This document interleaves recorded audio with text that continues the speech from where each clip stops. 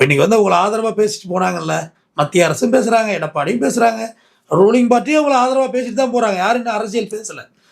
ஒரு வாரம் கழிச்சு உங்களை அரசியல் பேசுவாங்க. அப்போ உங்களால் எதிர்கொள்ளவே முடியாது. நிலகுலைஞ்சு போயிடும். இன்னைக்கு உட்காந்து உட்காந்து இந்த ஃபேஸ்புக்கில் கமெண்ட் அடிக்கிறாங்க உட்காந்து. யார்? தாவேக்காவிலேருந்து. தம்பிகளா, ரொம்ப பெரிய சிக்கல் இருக்கீங்க. அது அவங்களுக்கு உணரவே இல்லை.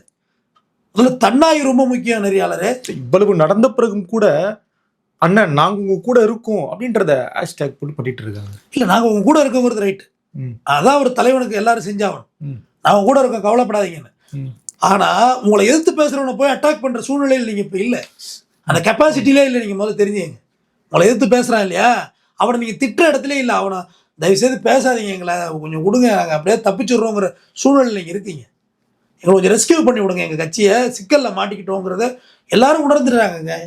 எங்கள் மோடியும் உணர்ந்துட்டாரு. நிர்மலா சீதாராமன் மேடத்தை அனுப்பியிருக்காரு. எடப்பாடி அவர்களும் போயிட்டு சிக்கல் தான், நல்ல தம்பியும் கொஞ்சம் நேரத்துக்கு வரணும் அப்படின்ட்டு போகிறாரு. என்ன சொல்கிறது இப்போ?